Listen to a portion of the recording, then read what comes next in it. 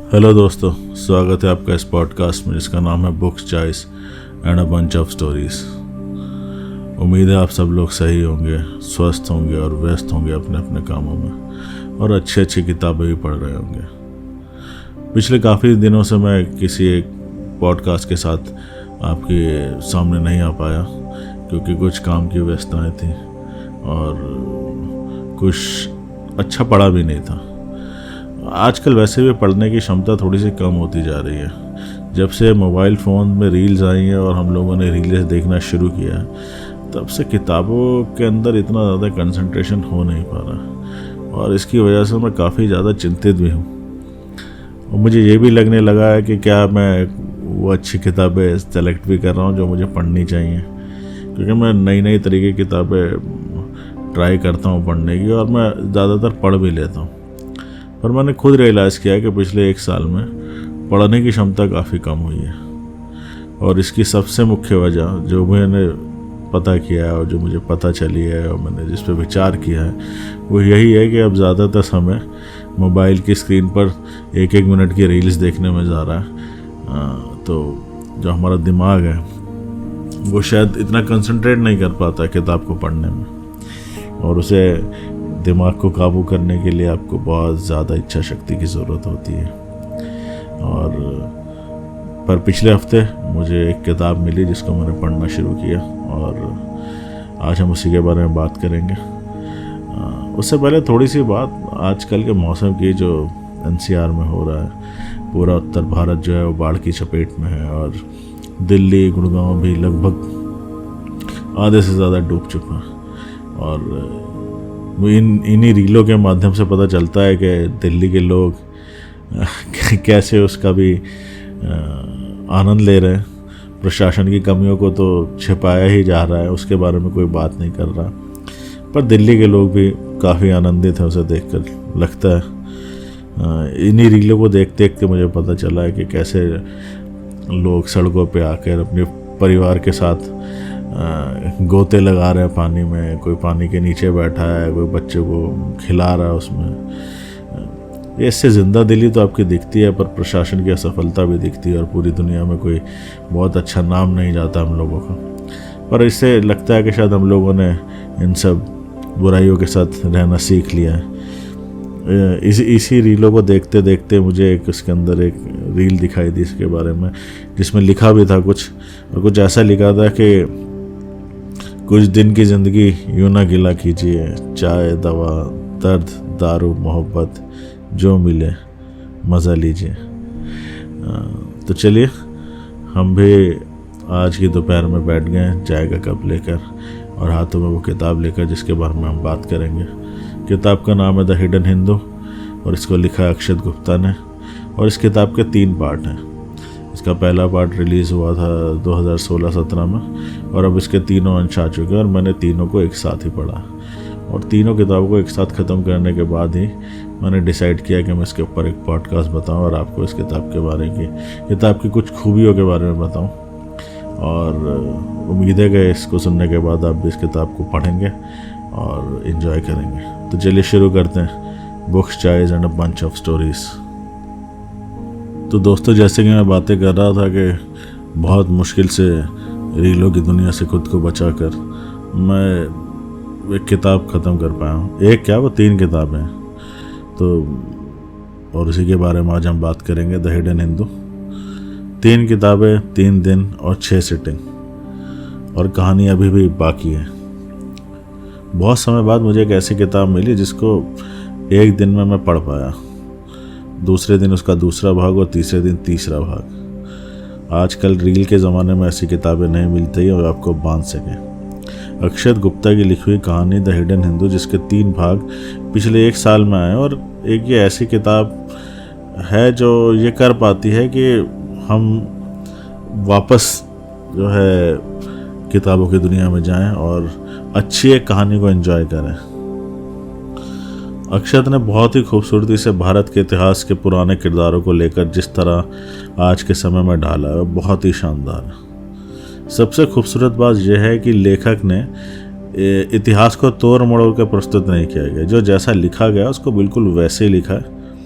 कम से कम इन किताबों को पढ़कर आपको ये नहीं लगेगा कि अगर आज की पीढ़ी इन कहानियों को पढ़ेगी तो वो ये नहीं सोचेंगे कि क्या ये सब सच है। अक्षत ने जो पुरानी भारतीय इतिहास की कहानियाँ उनको बिल्कुल वैसे ही बताया। इन तीनों किताबों को पढ़कर उन लोगों को भी बहुत कुछ जानने को मिलेगा कि जिनको भारत की पुरानी कथाओं की बिल्कुल भी जानकारी नहीं है। कहानी का जो मुख्य पात्र है उसका नाम है ओम शास्त्री।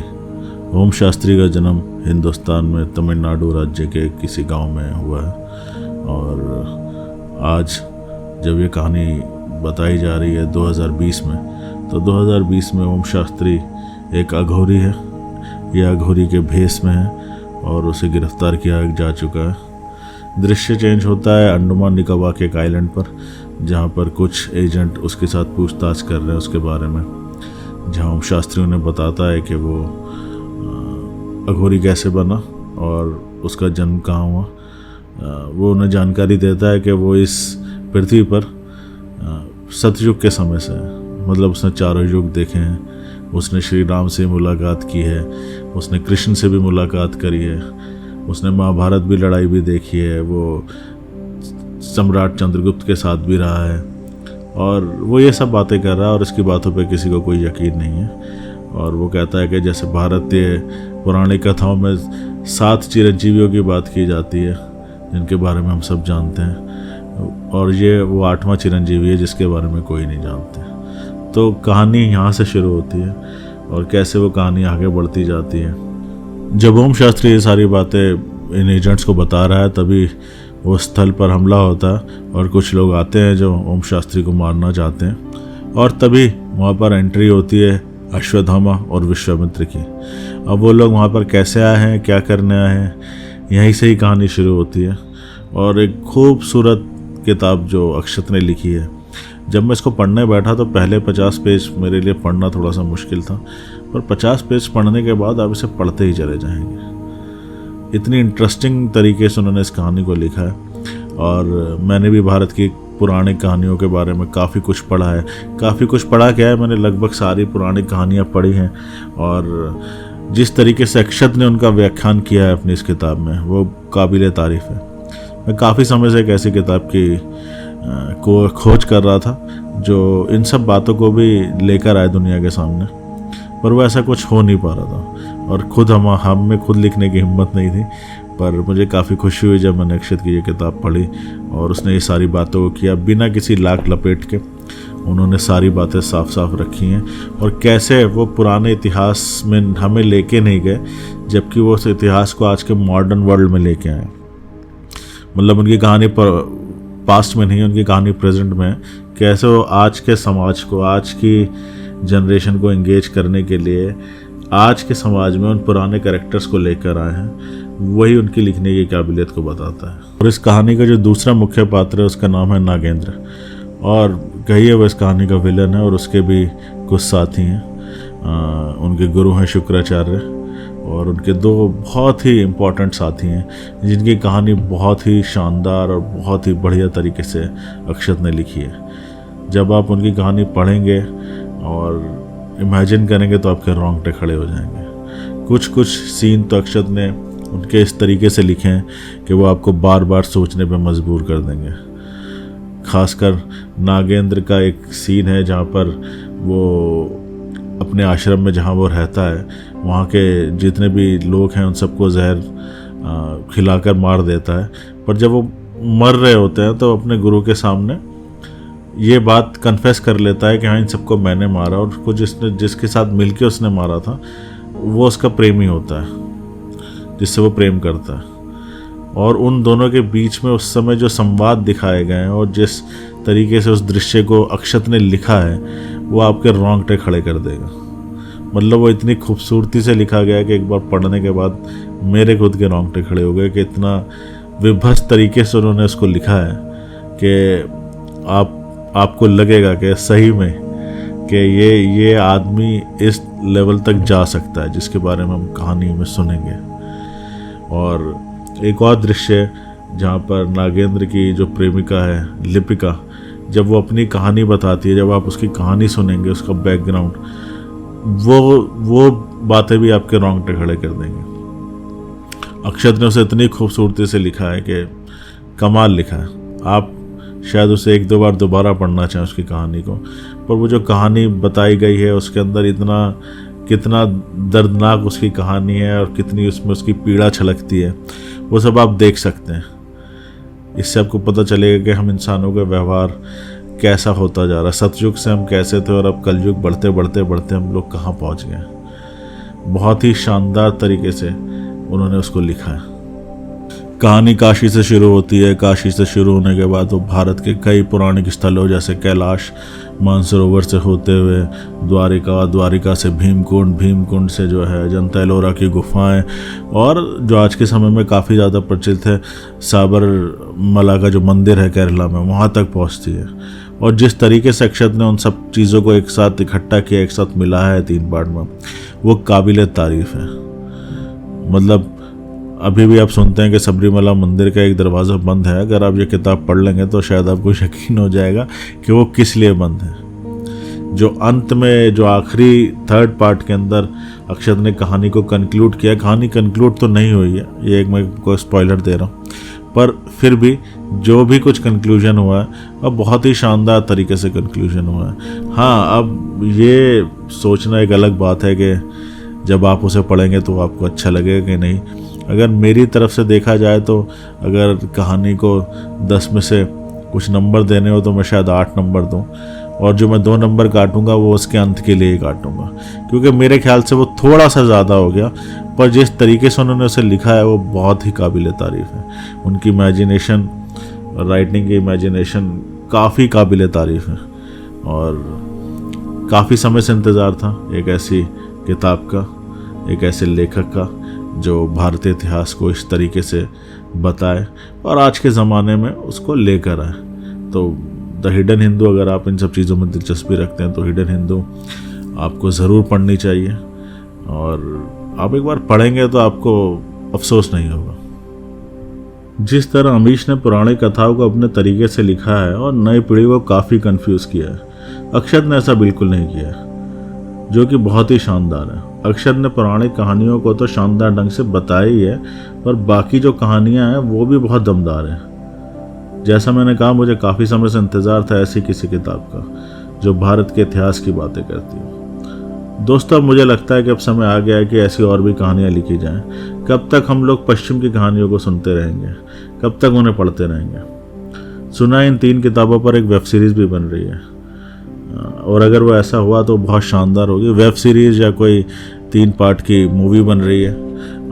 मैं अक्षत का एक इंटरव्यू सुन रहा था जिसमें वो बता रहे थे कि महेंद्र सिंह धोनी प्रोडक्शन में इसके ऊपर एक फिल्म बन रही है 3 पार्ट में। उन्होंने इसके राइट खरीद लिए, और अगर वो बनी और अगर उसके अंदर इन्होंने एक्टर्स कुछ अच्छे लिए तो बहुत ही कामयाब और बहुत ही शानदार होगी। और जो 2 सीन मैंने खासकर बताए, एक तो वो नागेंद्र वाला जहाँ पर वो कन्फेस करता है अपने गुरु के सामने कि ये सब किया धरा उसी का है, और वो जो सीन उसकी और उसकी प्रेमिका के बीच में, वो बहुत ही विभत्स तरीके से जो दर्शाया है, जो लिखा है अक्षत ने, अगर उसको वैसे ही पर्दे पर उतारा जाए तो मुझे लगता है कि वो बहुत ही शानदार होगा। पर मुझे लगता नहीं कि जिस तरह से भारतीय फिल्में बनती हैं और उस सीन को वो शायद पूरी तरीके से उसके साथ न्याय कर पाएंगे। और दूसरी जो लिपिका की कहानी है वो बहुत ही शानदार है। खैर, मुझे तो इंतज़ार रहेगा उसकी वेब सीरीज़ या मूवी जो कुछ भी बनती है, पर उसके साथ पूरा न्याय होना चाहिए। अगर इन 2 सीन को उसमें नहीं लिखा गया, उनको उस तरीके से नहीं दिखाया गया, तो मैं समझता हूँ कि कम से कम 20-30% कहानी को आप ख़राब कर देंगे। तो दोस्तों, जब मैं इस कहानी के बारे में इतनी बातें कर रहा हूँ और 3 किताबों को मैंने 3 दिन में ख़त्म किया है, तो आप सोचिए कि कितनी ज़्यादा आपको वो पकड़ के रखती होगी। जैसे मैंने कहा कि पहले 50 पेज पढ़ लें, उसके बाद आप उसे बिना पढ़े नहीं रुकेंगे। तो दोस्तों, ये थी बातें द हिडन हिंदू की। उम्मीद है आपको जो भी थोड़ा बहुत मैंने डिस्क्रिप्शन दिया आपको पसंद आया होगा, और आप इस किताब को ज़रूर ख़रीद कर पढ़ेंगे। पढ़िए और कमेंट्स में मुझे बताइएगा कि आपको ये किताब कैसी लगी। और मुझे तो बहुत शानदार लगी। काफ़ी समय बाद कुछ ऐसी किताब थी जिसने मुझे इतना बांध के रखा, रीलों की दुनिया से बाहर निकाला। और इसके बाद भी मैं एक और किताब पढ़ रहा हूँ जो काफ़ी अच्छी है, उसके बारे में भी आपसे जल्द बातें करूँगा। तो जब तक अगली बार आपसे मुलाकात नहीं होती तब तक के लिए इजाज़त दीजिए। उम्मीद है आपको आज का एपिसोड पसंद आया होगा। अपने दोस्तों के साथ भी इस पॉडकास्ट को शेयर कीजिए, जो लोग किताबें पढ़ना चाहते हैं, जिन्हें किताबें पढ़ने का शौक़ है या कहानियों के बारे में जानना चाहते हैं। प्लीज़ उनके साथ इसको शेयर कीजिए और उन लोगों को मेरा फेसबुक पेज भी शेयर करने को बोलिए। वहाँ भी काफ़ी ज़्यादा किताबों के बारे में जानकारी मैं देता रहता हूँ और उम्मीद है आपसे जल्दी मुलाकात होगी बुक्स चाइज and a bunch of stories के अगले एपिसोड में। तब तक अपना खूब ख्याल रखिए और किताबें पढ़ते रहिए, एंजॉय कीजिए। एक आदमी को एक किताब के साथ बैठे देखना बहुत ही अच्छा दृश्य होता है। तो इस दृश्य को बनाते रहिए लोगों के लिए और ज़िंदगी जीते रहिए। एंजॉय।